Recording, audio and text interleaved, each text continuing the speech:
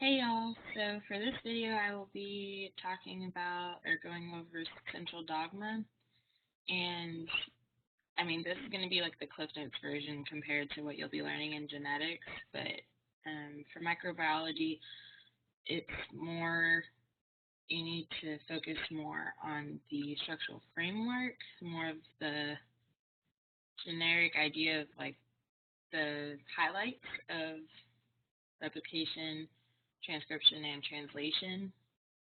But first, before we go into that, you need to know about the nucleic acid structure um, and DNA, and knowing just the basic history of the major players and major experiments that have contributed to our current knowledge today of DNA and genetics in general. And so the topics I'll be talking about are first history or major experiments, and then we'll go over structure, and then I'll go through replication, transcription, and translation. And just so that, just a brief refresher, whenever I say essential dogma, you want these three words to come up in your mind, and in those particular order. Because for replication, you're basically you're making more DNA, right? Because you're replicating DNA, so think of that as replication, and then transcription, right? So you're going from DNA, and then you're synthesizing mRNA, messenger RNA, and then you go to translation, which the mRNA is then transcribed into amino acids. And then once those individual amino acids, they form a chain, that chain is a polypeptide chain, and therefore you form proteins from those polypeptide chains. So let me rewrite this. So you have replication, transcription, and translation. Sorry, I thought it was popping up on the screen. So replicating, and then mRNA to amino acids, and then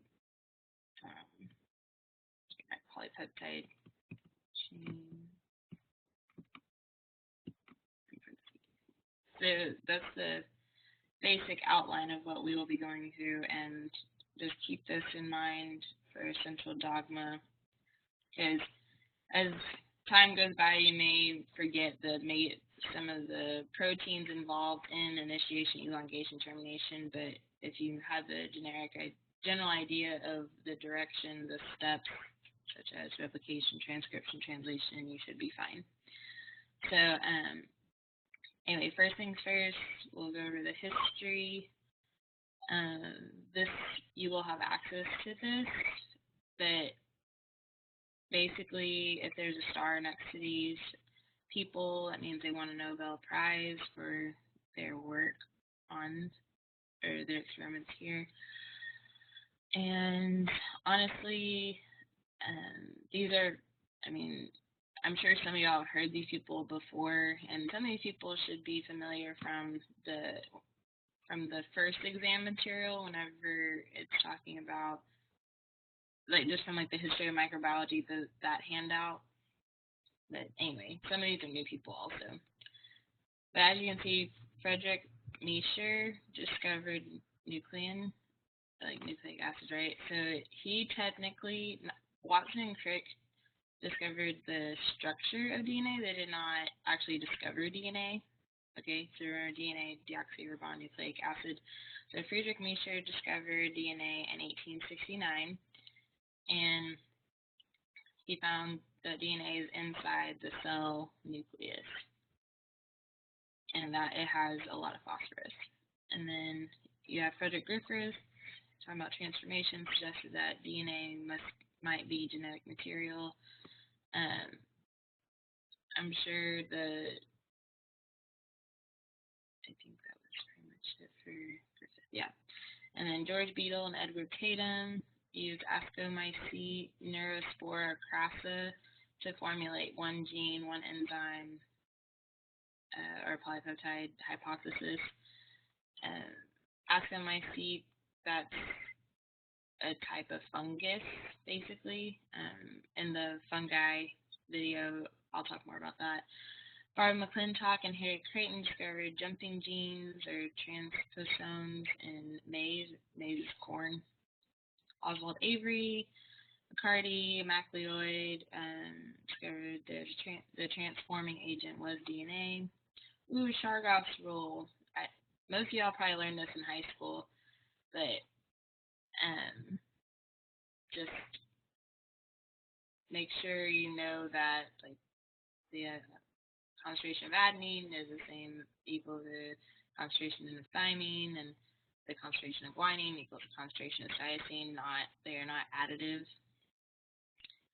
And I mean, you can pretty much read the rest of this, but like Rosalind Franklin and Maurice Wilkins, Rosalind Franklin did not receive the Nobel Prize. Wilkins did.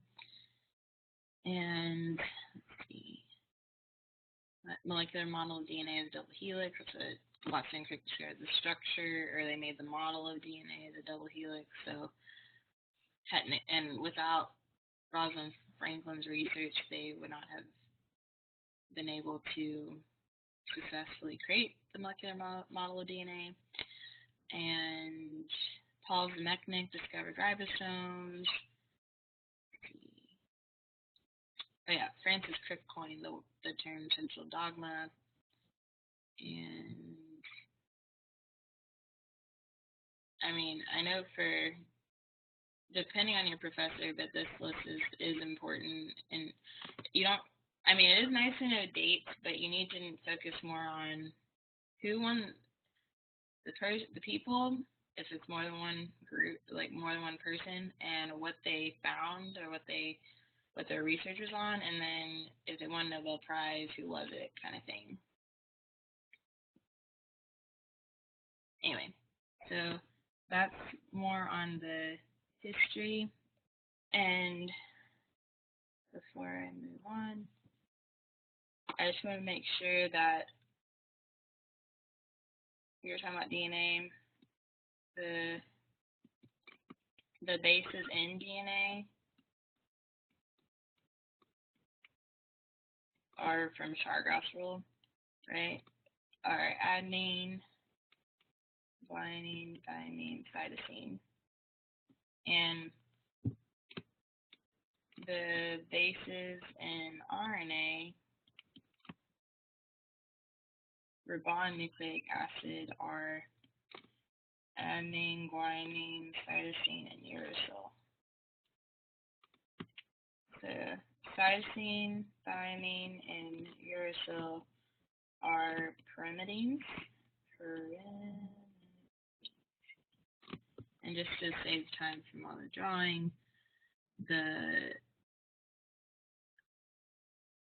here are the molecular structure, the structures of adenine, guanine, and then cytosine, thymine, uracil. So as you can see, the purines have 2 carbon-nitrogen rings, and then the pyrimidines are just 1 ring.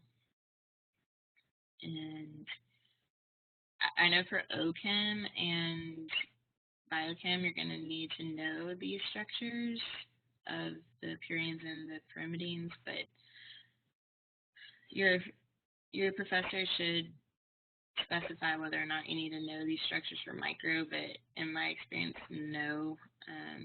But I took OChem at the same time as micro, and so I kind of had to know it anyway, but it'll help you. If you learn this now, then it'll help you later for biochem.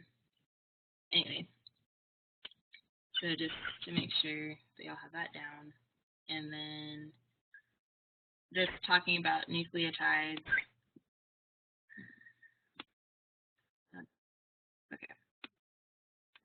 So this is the basic structure of DNA, and I'll be talking about that, I think, next DNA.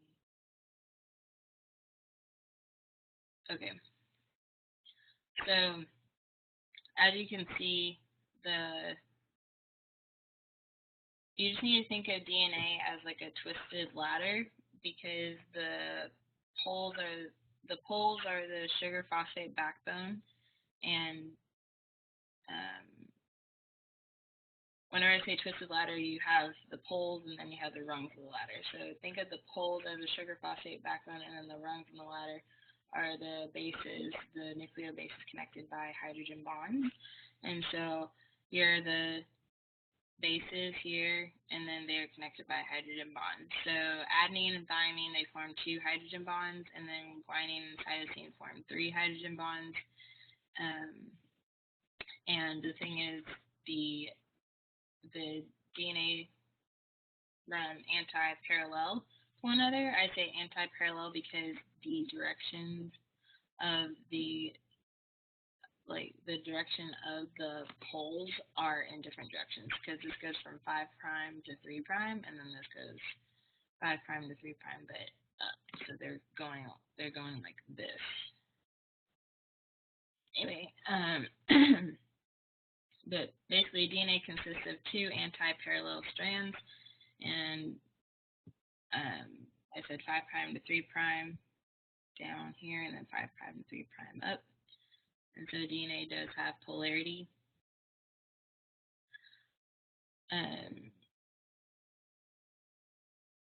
Then, also to add from the history handout, we're talking about the paradox of the DNA structure.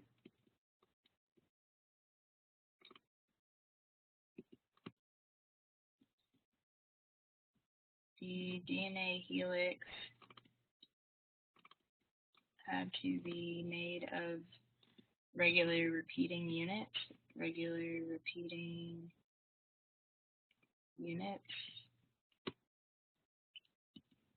But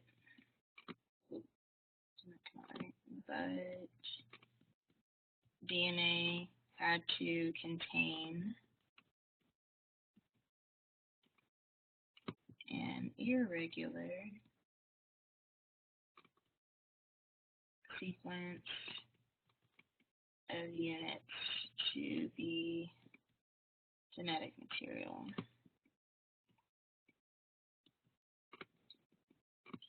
Also, DNA had to satisfy Chargaff's rule,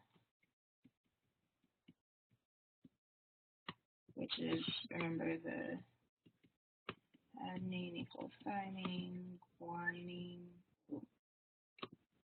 guanine equals cytosine. And they are not additive, right? So that is not right, looking at this. Okay.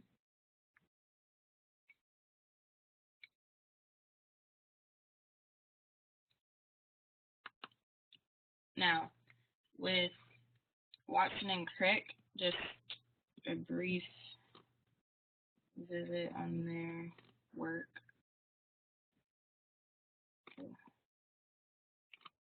Keeping that button. Okay.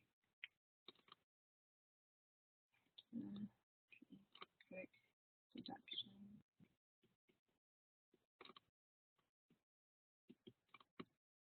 So they found that DNA is a double helix,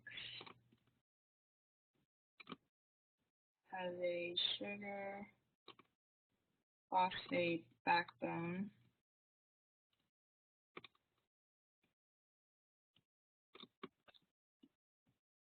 the bases were situated internally. Remember, like what I was talking about, think of DNA as a twisted ladder. So the sugar phosphate backbone are the poles, the rungs are the bases. And the base pairs here, like the bases are connected by hydrogen bonds, but the pairs are purine and pyrimidine base pairs. Okay. And then adenine always pairs with thymine, guanine always pairs with cytosine, and then Watson Crick won the Nobel Prize in 1962. Okay, now I'm going to move on to the central dogma and the specific steps. I do have a few videos to help with visualizing this because trying to draw out everything will take a while to do. So I already wrote out like replication, transcription, translation. In replication, you're basically making more DNA, or you're replicating DNA, and then transcription, you're transcribing that DNA into messenger RNA, mRNA, and then transcription, translation, you're basically translating that mRNA into amino acids to form polypeptide chain and ultimately protein. Okay, so we'll first talk about DNA replication.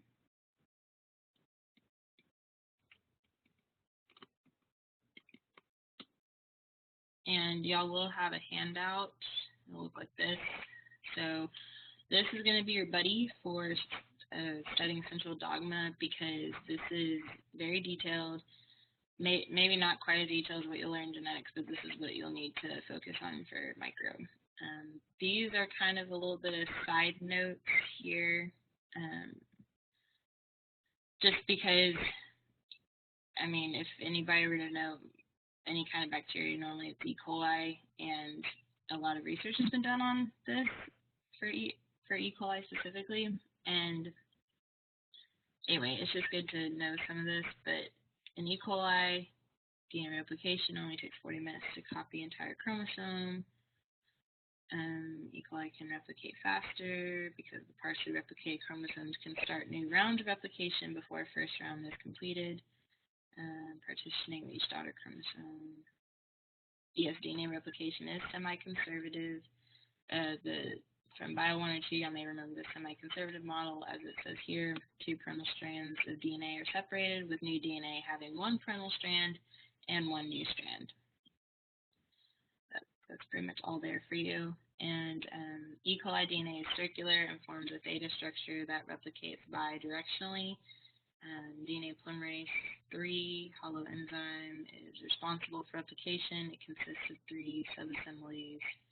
Okay, I do have a video for you that talks about bidirectional replication to give you a better visual on something like this. And let me show that to you. Okay, here we go. The genetic information in a bacterial cell is stored in the form of a double-stranded, covalently closed circle of DNA. Replication begins at a specific site called the origin. The origin replicates, and then DNA replication proceeds in 2 directions. The 2 original strands, shown as solid lines, serve as the templates for synthesis of new strands, shown as dotted lines. This is referred to as semi-conservative replication. So basically, that was a good video because it's simple to the point with visuals. So for bidirectional replication, the replication starts at the origin, okay, and then proceeds in both directions, as shown there. And then normally with prokaryotic chromosomes, there's a single origin, but with eukaryotic chromosomes, there's multiple origins too. So, anyway. Then that's transcription. I'll get to that in a minute.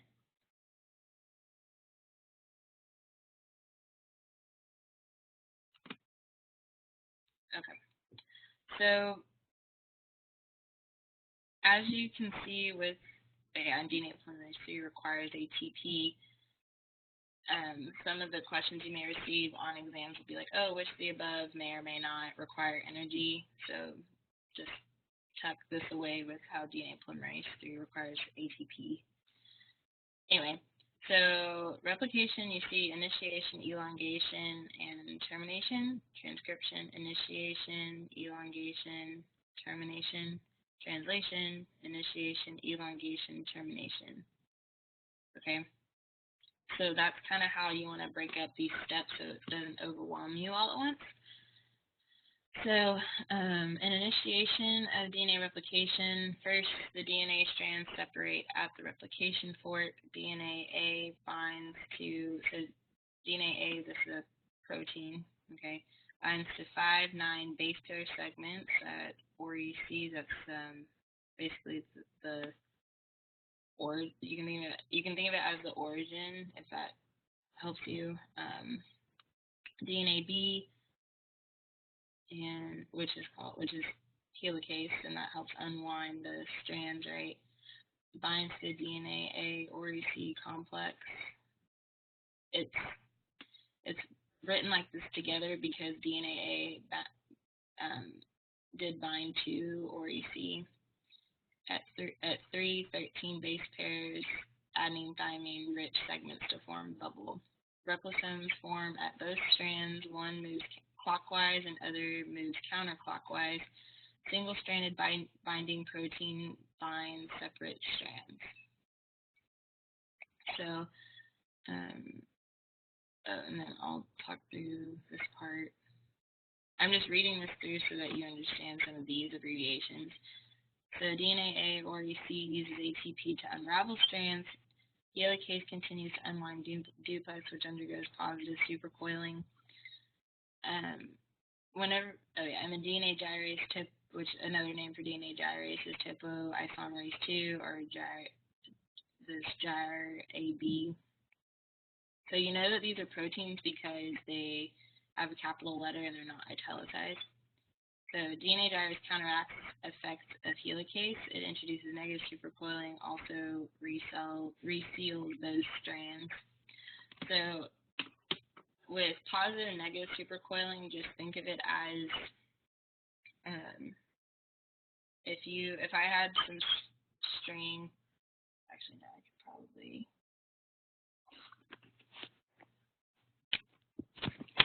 Okay, so with positive supercoiling, let's say I'm wrapping this around my fingers, right, in this one direction. But then negative supercoiling would be counteracting that direction. So instead of wrapping this forward, I'm now going to be wrapping this backward along my fingers. And so that's like what DNA gyrase would be doing. Counteracting the effects of helicase, right? So, and then elongation, part 2, the leading strand. So look at this, leading strand polymerization occurs in the 5 to 3' direction.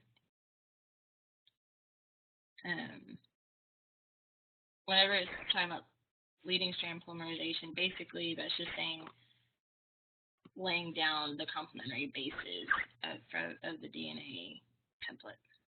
Toward the replication fork, this area here is the replication fork. And so how are those bases being laid down? By DNA polymerase 3. And remember, DNA polymerase 3 does require ATP. The lagging strand polymerizes by DNA polymerase 3 as well. It uses a primer synthesized by RNA polymerase. That's how you can denote RNA polymerase. The primer is RNA of 10 to 13 nucleotides. It occurs in a discontinuous manner away from the replication fork. It's discontinuous because it's not a complete loop. Like you have missing bases and causing these to have fragments, and those fragments are called Okazaki fragments. And these oligos are ligated together by DNA ligase. So oligo means few, and so it's talking about these few bases. These few bases that make up each of those segments are ligated, like they're sealed or closed. Like those fragments are closed off by DNA ligase. And then termination of DNA replication occurs halfway around from OREC at TER sites under the aid of the TUS. Just think of the TER sites as termination sites under the aid of the TUS protein.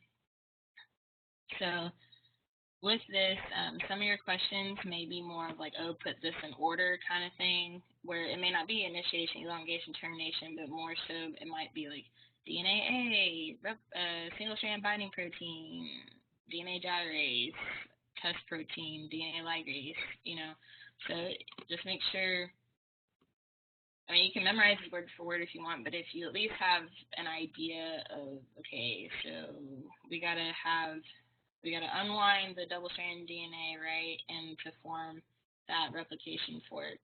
And then those complementary bases need to be laid down. How are they laid down? They have to have a specific enzyme. That enzyme is DNA polymerase 3. But there's a leading and lag strand. Make sure you know the direction here. So basically, the leading strand goes, or like DNA polymerase 3 goes down the direction of,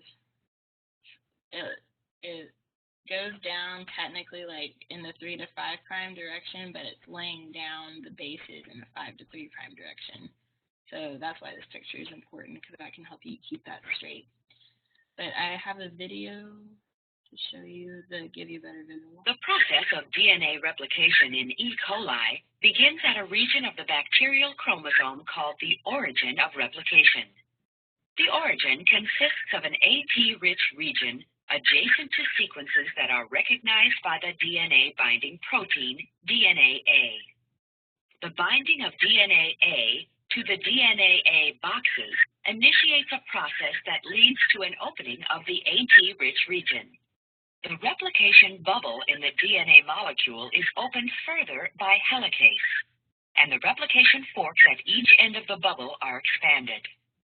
Single-strand binding proteins then attach to each single-stranded DNA molecule to stabilize the open bubble, and subsequently topoisomerases bind to relieve the supercoiling of the double-stranded DNA created by the unwinding of the strands. RNA primers are synthesized by the enzyme called DNA primase. To make the 2 leading strands, single primers are synthesized at the origin. DNA polymerase 3 then extends each primer by synthesizing a daughter strand of DNA in the 5' to 3' direction as it moves toward the replication fork. Each lagging strand is made in the direction away from the replication fork. DNA primase synthesizes short RNA primers, and then DNA polymerase extends the primers by synthesizing a short segment of the daughter strand called an Okazaki fragment in the 5' to 3' direction until it reaches the RNA primer from the previously made Okazaki fragment. DNA polymerase 1 removes the primer and fills in the vacant region with DNA. Okay, I know we didn't really talk about DNA polymerase 1. That's kind of extra material, but I'll let it finish. Finally, 2 adjacent Okazaki fragments are ligated together by DNA ligase. Okay. So I like this video because if you just Google images of just central dogma, it doesn't really go into this detail about how you have the adenine thymine rich region here, and then helicase, and then you have the single strand binding proteins, then the topoisomerase, and just to show you that level, because like we're used to seeing replication fork here, but just not the overall view. So this is a helpful video. So DNA primase makes the primer, and then you have DNA polymerase 3 coming down and laying, or synthesizing the daughter strand, right? And then you have, here are the fragments, and then you have DNA ligase coming in to, well, yes, there's DNA polymerase 1, but then there's DNA ligase coming in to basically seal up those fragments into a continuous strand. Okay, so that's DNA replication. Your handout really is the key for this because it's, I mean, I know you feel like, oh, I need to memorize this, but if you keep reading it a little, like over and over every day, and just, if it helps you memorize it, fine, but I had to write it out on the whiteboard or my study sheet, so, and just talking it out with people is helpful too, but this is kind of one of those things that you're going to need, at least I recommend that you study by yourself first, and then study with a group so that y'all can talk it out and make sure that you didn't forget anything, or y'all can ask each other questions to quiz each other, that kind of thing. So, talk about that. Now, transcription. So we've replicated our DNA. Now we're going to synthesize or transcribe the mRNA. So remember, RNA polymerase binds DNA, and so that process of the RNA polymerase binding to the DNA, that's called promoter engagement. And so when that happens, when promoter engagement happens, that forms a closed promoter complex. The sigma factor unwinds DNA, forming an open promoter complex. The most common sigma factor is RPOD, or it's also called sigma 70. I'll make notes of this in just a sec. And then RNA polymerase incorporates 9 to 10 nascent nucleotides into new RNA strand. Nascent means like new. Nacer in Spanish means like to be born. So you think born new. So 9 to 10 new nucleotides into the new RNA strand. Blocked by rifampicin. And the antibiotic video, one of the antibiotics is rifampin. So during the semester, you'll be going over central dogma first prior to antibiotics. So this, if you understand this, then that'll help you better understand rifampin whenever y'all go over antibiotics. It's just throughout the semester, you want to be seeing where things overlap, and this is a case where, or this is a scenario where there is some overlap where you think, oh, okay, so antibiotics can affect basically replication or transcription or translation of certain, of that process, basically. So in this case, that's rifampicin.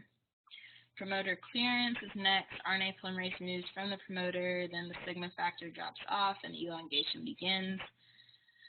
And so that starts at RNA polymerase binding site. The RNA polymerase binding site is the promoter, and promoters have consensus sequences. Basically, the consensus sequences are these. Whenever you think of consensus, you think everybody's agreeing on something together. You think that these bases all need to be together to form that consensus sequence.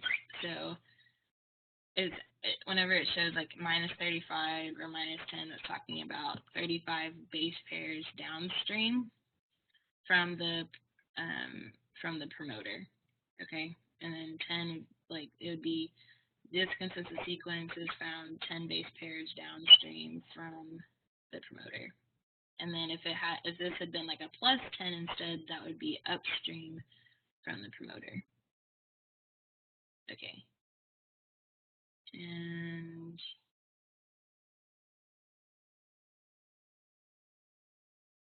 transcription initiation site plus 1. Oh yeah, that's just, if basically whenever you're counting, if you go from like 3 plus 3 plus 2 plus 1, you don't have a 0, you just go to 1 or minus 1, minus 2, minus 3. I think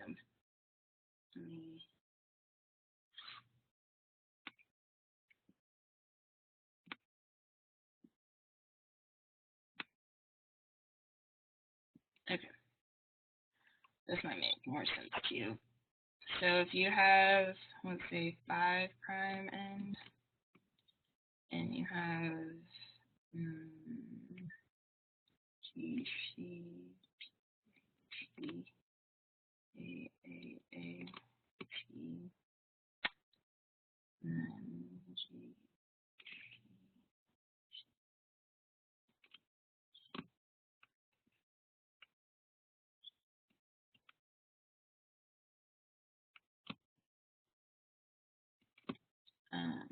And then the promoter, let's see.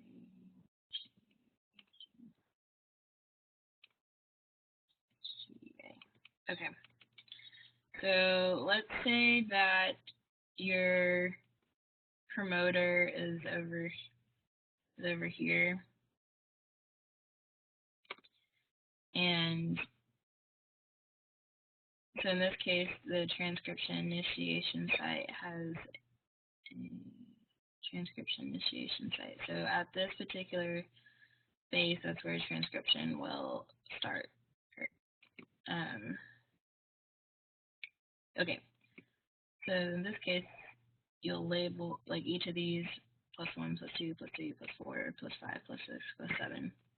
There's no 0 here, so you just go straight to -1, -2, -3, -4, -5, -6, -7, -8, -9, -10. So as you can see, the PribNow box, which is this, the TATAAT, this starts here at -10, 10 base pairs downstream from the promoter. That's that arrow, downstream from the promoter. So that's what I meant by that. Anyway,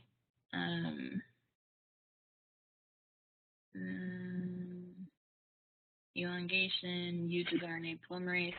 Basically, elongation is just the RNA polymerase going down and synthesizing that mRNA strand, pretty much. And I'm not sure what that part was missing, but basically here the coding or plus strand or sense strand has the same sequence as the RNA. We're just don't get confused. Basically, the coding, the plus strand, and the sense strand are all, those three are all the same strand. Okay, this just was said here because just to introduce to you the different names. It's not just the coding strand, like sometimes that name's also the plus strand or the sense strand. The template or minus strand is complementary. New RNA has the same base sequence as the coding strand, except for uracil instead of thymine. So this would probably make more sense for me to draw it out.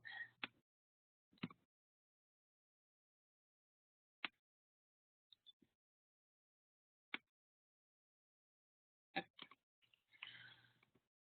So let's say we have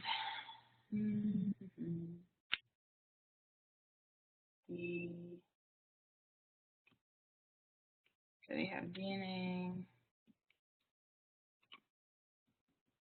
cDNA, and mRNA.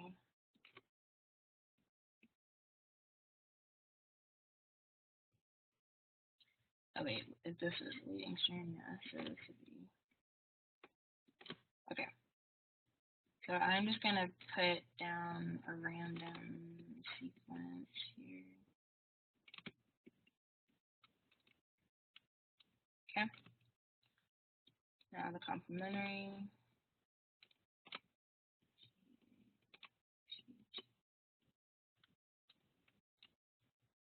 Okay.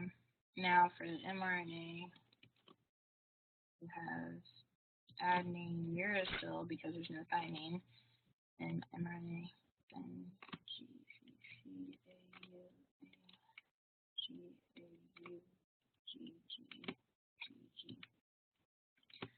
Okay. So whenever it's talking about the template, our minus strand is complement this technically here is the template in this case, because here the mRNA is being synthesized from the cDNA. But the coding or plus strand or sense strand has the same sequence as RNA. But just the only difference is that with the RNA, you have uracil instead of thymine. So that makes sense, right? Because if you look at here, this would be your coding plus or sense strand. And then this would be your template or minus strand. I wrote template over here already. Template strand. So basically, if it helps you remember, the mRNA is the same as the coding plus or sense strand, except the uracil is basically substituted for the thymine. So adenine, thymine. So where thymine would be, that's where uracil is. So everything matches up here, except just where uracil is, where your CU, that would just be where a T is on the DNA, on the coding strand. So that's what that means whenever you're reading this. Then you have termination of transcription. So RNA polymerase stops at one of the two sites. So there's a row-independent and a row-dependent site. This is important because row-dependent does need ATP. So you can think row-dependent depends on ATP because it involves row and row and ATPase. And then row-independent DNA has a guanine cytosine-rich inverted repeat followed by poly T, so like multiple thymines, uses NES-A as an anti-terminator. Inverted repeat is basically like a palindrome. Have y'all heard of that before? Where it's basically inverted repeat would be being able to read something from the left and right and the right and left, and it'd be the same word, like race car. If you read it from left to right and right to left, it's still race car. So anyway, that's what I mean by inverted repeat. And then we'll get to termination. So I have also 2 videos to help you with that. I'll show the video first, and then I'll talk more about the DNA-dependent RNA polymerase. The synthesis of messenger RNA is called transcription. Transcription begins when RNA polymerase recognizes and binds to the promoter region on the double-stranded DNA molecule. A particular subunit of the messenger RNA, called the sigma factor, participates in recognition of the promoter region. Soon after transcription is initiated, the sigma factor dissociates from the RNA polymerase. RNA polymerase moves along the template strand of the DNA, synthesizing the complementary single-stranded messenger RNA molecule. Synthesis is in the 5' to 3' direction, with new nucleotides being added to the 3' end of the growing messenger RNA molecule. As the RNA polymerase advances along the DNA, it melts a new stretch of DNA and allows the previous stretch to close. When RNA polymerase reaches a specific sequence of nucleotides on the DNA called the transcription terminator, a hairpin loop structure forms in the messenger RNA, causing the RNA polymerase and the messenger RNA to dissociate from the DNA. So the hairpin loop here is happening at this part with the row independent and row dependent, and the sigma factor. The video didn't specifically name a common sigma factor, but that's what I'm fixing to get to. So the RNA, so that video kind of gave you an overview of the whole of everything in transcription, and I'm just kind of zooming in on particularly RNA polymerase. So there's parts, there's a core, there's the parts of the RNA polymerase. You have the core and then the sigma factor. And the core and the sigma factor together form the hollow enzyme, and I know we saw the word hollow enzyme in the handout. So let me just finish writing this.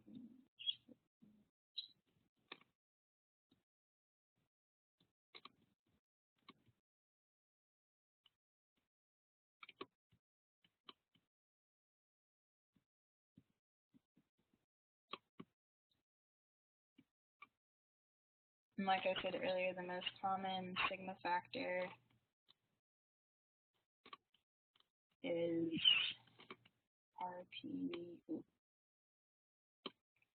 RPOD, aka sigma 70. So the core plus the sigma factor forms the hollow enzyme.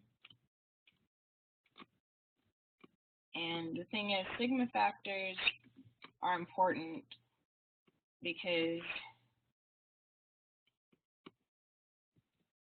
they locate sequences 35 base pairs minus 35, so 35 base pairs downstream, and minus 10, so 10 base pairs down. Oh, well, I say downstream as in, like, if you were just to read it from left to right, I think of it as going down, like, away from the initiation site. But usually, and this is my fault, I confused the two. It's technically upstream from start site of transcription.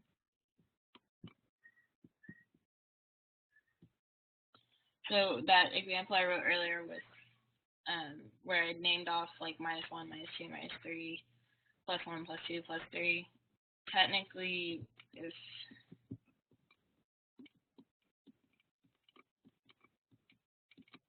this, like, if we're saying that this is where the promoter starts, this would be upstream. That would be downstream. Okay. So if we're saying that this is where transcription starts, and this would be -1, -2, -3, -4, upstream. Okay, I just wanted to clarify that. That was my fault. I accidentally swapped those. Okay, so the video did a good job of showing the sigma factor, yes. Okay. Showing that with the promoter engagement, it didn't really go into quite as much detail as I'd hoped, so I'll draw this part out too. With transcription initiation, that's whenever you think about transcription initiation, you want to think of promoter engagement first. And promoter engagement is just basically the RNA polymerase binding to the DNA. So let's say you have your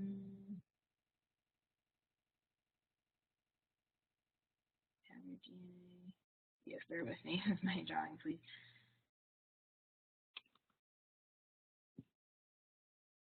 Okay. So we have the RNA polymerase binding to the DNA. So this is the DNA, and then this is your RNA polymerase, your core, and your sigma factor. Okay. So first, you're reforming the closed promoter complex. And then next, forming the open promoter complex. And what forms that open promoter complex? The sigma factor. Why? Because the sigma factor is unwinding the DNA. And I will draw that.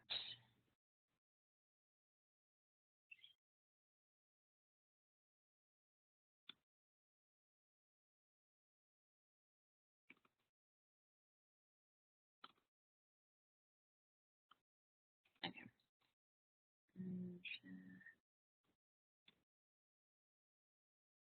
Okay, there's that unwinding being shown.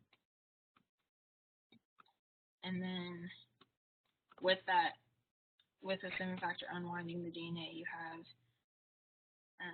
you're then able to incorporate the first few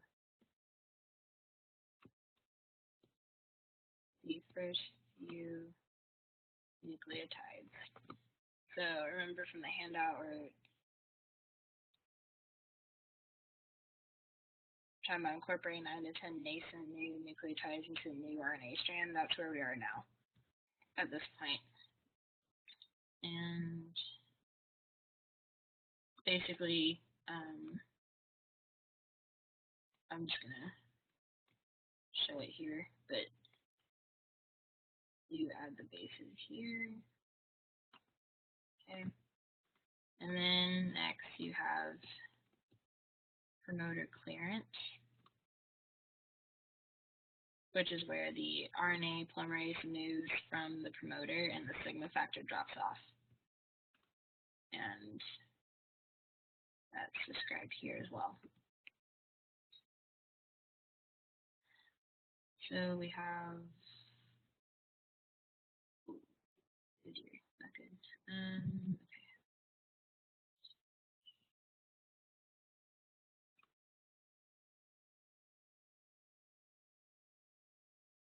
Okay. And at this point we have down here, and then the sigma factor drops off. And then elongation. Then elongation begins. Okay.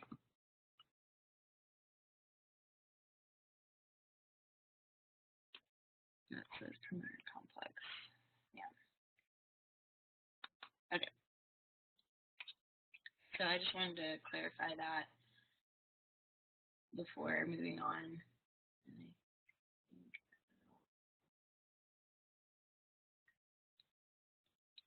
Okay, and then I have one more video to show y'all.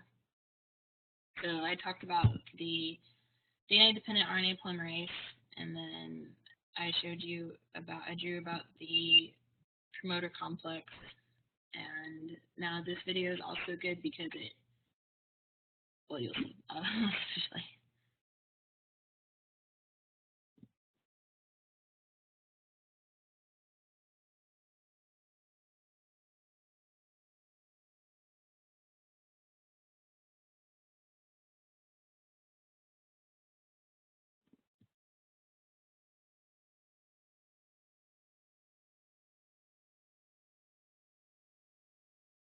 Okay, wait. So these sequences are shown in your handout also. Okay. And so it's saying that the promoter is between those. It's saying that the promoter is between those sequences. Okay. Now the examples that I drew you earlier about like downstream and upstream and everything, that was just I drew that just so that you would know, like, okay, this is downstream, this is upstream. And I wasn't actually saying that like where I do the promoter, like that's actually where the promoter is. Technically the promoter is within that interval, like the 35 base pairs upstream, and it's between 35 base pairs upstream and 10 base pairs upstream. Okay, just making make sure. I just don't want y'all to get confused on that.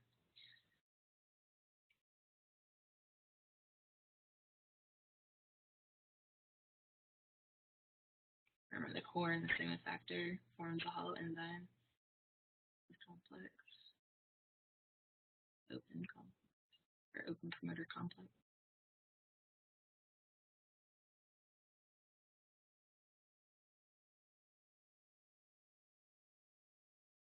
Promoter clearance. Yes.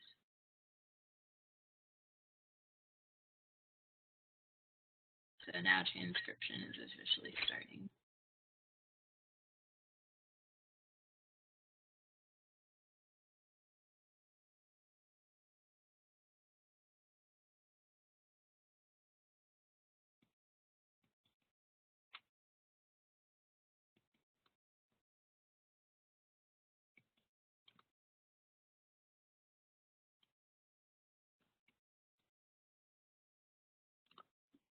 Row independent, yes. Remember, that's with the guanine cytosine rich region. Yeah, it forms that hairpin loop. And now it's showing row dependent. Row factor. Yes, because this requires ATP. Okay.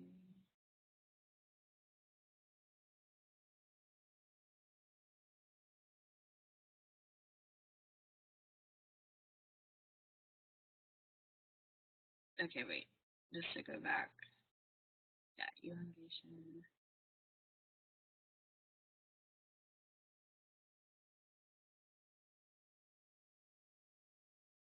So you still have that hairpin loop forming with both the row independent and row. Well, I guess you really have more of the hairpin loop forming with the row dependent formation, because in the row independent you have the inverted repeat with the guanine cytosine. And you can really see the hairpin loop forming here.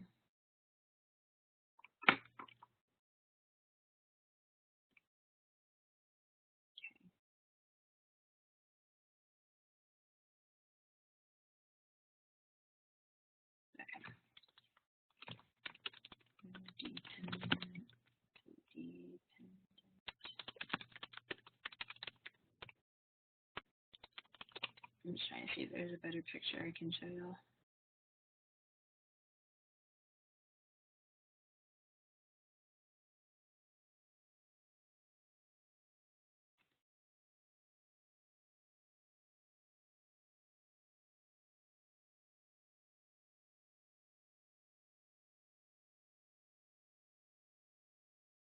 Yeah. Okay. The hairpin loop forms in the row independent. Oh, I said dependent. Oh, I meant independent. I'm sorry, y'all. I'm thinking of something else.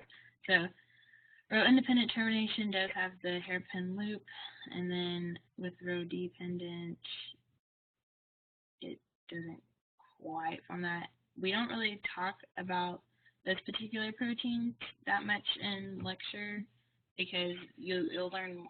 You should be learning more about that in genetics, but just wanted to clarify that. And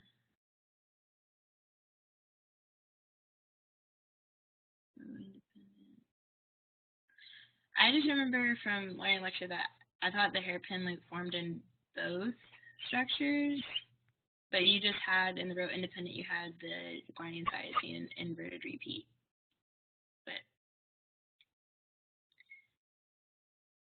yeah, guanine cytosine rich region. Like, this is all made up of, the hairpin loop is all made up of the guanine cytosine. Inverted repeat. Okay. Well, you can for sure know that the hairpin loop is for the row independent though. And then for row dependent, I wouldn't 100% say yes for that, but just know for sure that the hairpin loop forms with the row independent, because the guanine cytosine rich region is with the inverted repeat. Okay. Now we're going to move on to translation. And translation, I feel like, is the simplest, and it's not as long. For a translation, you have same initiation, elongation, termination, but what matters here is knowing like Shine-Dalgarno. A lot of these sequences that you see on this handout, you definitely need to know those. But knowing like the small and larger subunits, like 30S or 50S, for prokaryotes is important because the subunit sizes for eukaryotic cells are 60-40S. Like 40S is the small subunit, the large subunit is the 60S, but in prokaryotes, the small subunit is the 30S and the large subunit is the 50S. Okay.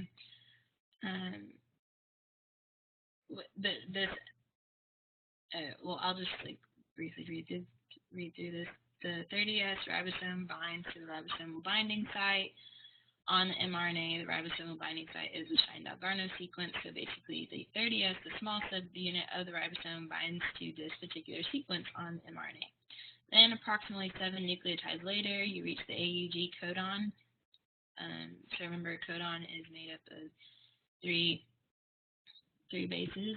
So adding uracil guanine here, that's the start codon. And then 50S ribosome then binds, forming a 70S complex.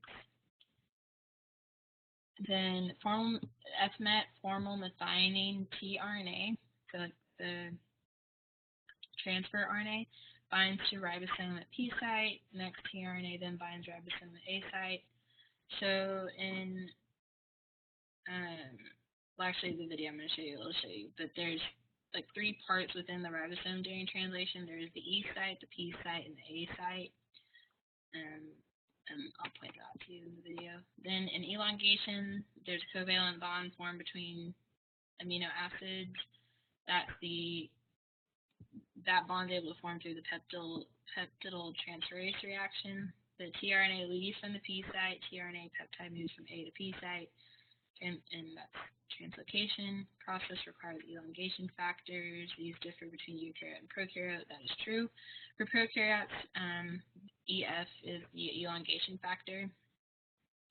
To move the second tRNA contain the dipeptide to the P site. Your professor should go in more detail during lecture if he or she wants you to know about this more. But what I'm going to show you in the video is pretty much what y'all need to know for that. Just make sure that you know these specific sequences from this handout as well. Okay, and also which like the specific codon and the like which tRNA binds first, so that'll be formal methionine. Then for termination of translation, the ribosome reaches the stop codons. The stop codon does not code for any amino acid, and so these are stop codons. These I honestly don't even know. I was never quite sure why Opal and Amber and Ochre were here, but just make sure you know these stop codons for sure. Then release factors free the protein, ribosome falls off the mRNA, basically just the dissociation, and then ribosome dissociates into 2 components, the small and larger subunit.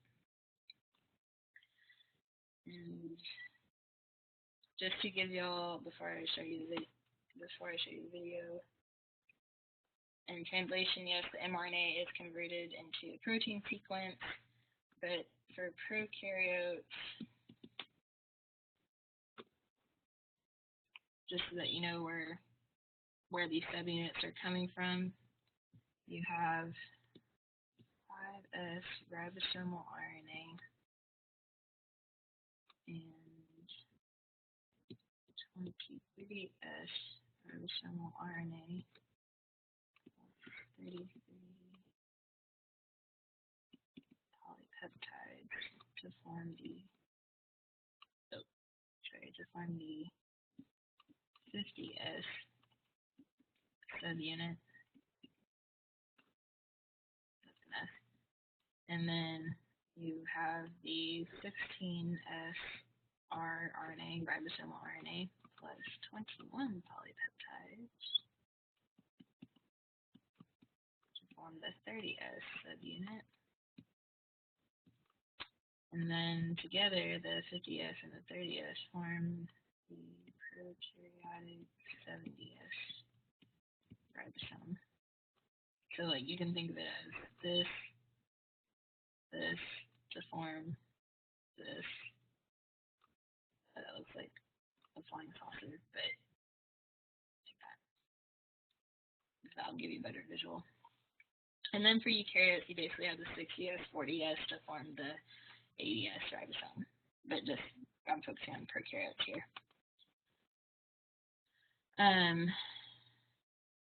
Okay, I think that pretty much covers like going over everything, and then this video will sum up everything nicely for you here.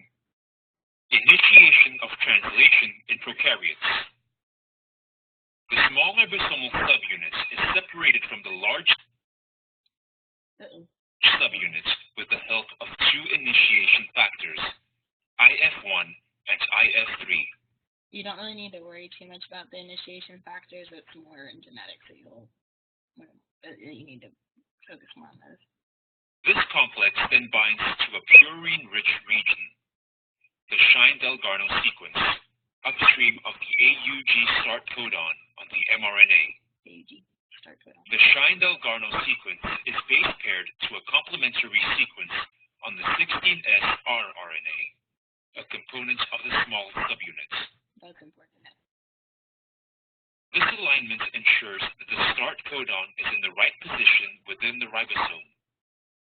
Another initiation factor, IS2, brings in the initiator tRNA charged with initiator amino acid N-formylmethionine.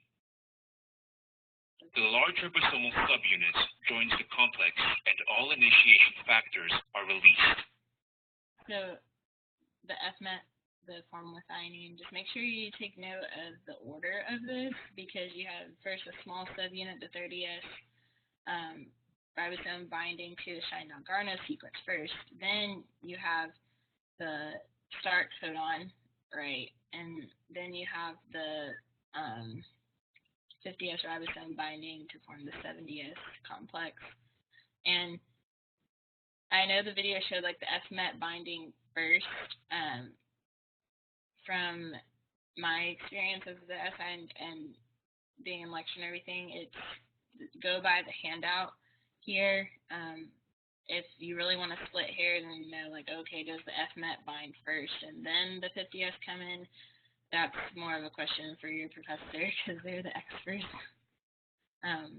But if I were you, just go by this handout. This is probably the best staple for you. Okay. The ribosome has three sites.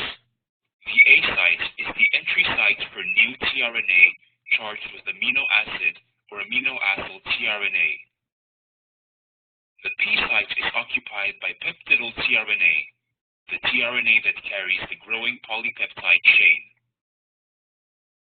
The E site is the exit site for the tRNA after it is done delivering the amino acid. This is what I was talking about, the EPA parts of the in translation. The initiator tRNA is positioned in the P site. Elongation. A new tRNA carrying an amino acid enters the A site of the ribosome. On the ribosome, the anticodon of the incoming tRNA is matched against the mRNA codon positioned in the A site. So the anticodon is on the tRNA, okay? And then this is the codon for the mRNA. This proofreading. tRNA with incorrect anticodons are rejected and replaced by new tRNA that are again checked. When the right amino-acyl tRNA enters the A site, a peptide bond is made between the two now adjacent amino acids. As the peptide... And that peptide bond, or it's a covalent bond, specifically a peptide bond, and that's done through the peptidyl transferase reaction. Okay? is formed.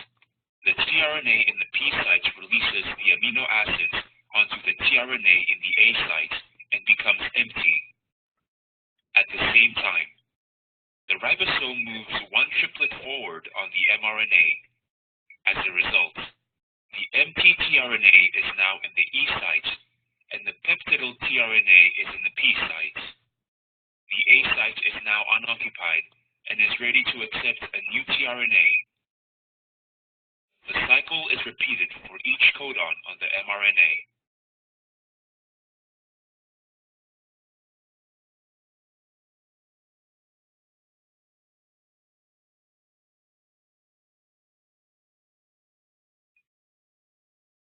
Termination. Termination happens when one of the three stop codons is positioned in the A site. No tRNA can fit in the A site at that point, as there are no tRNA that match that sequence. Instead, these codons are recognized by a protein, a release factor. Binding of the release factor catalyzes the cleavage of the bonds between the polypeptide and the tRNA. The polypeptide is released from the ribosome. The ribosome is disassociated into subunits and is ready for a new round of translation. So that basically described this part with the termination, with the stop codon, the release factors, the ribosome falls off, and then the dissociation into the small and large subunits. So that pretty much covers everything for central dogma. We briefly went over like the history for the handout, and then talked about the structure of DNA, and then we dove right into central dogma with replication, with DNA replication, transcription, and translation. So, like I said, this handout's going to be your buddy, your BFF for while studying central dogma. But if you understand this, then this will help you with antibiotics too, because some antibiotics will affect different steps within central dogma. But anyway, good luck studying, and I hope you all have a good rest of the day. Bye.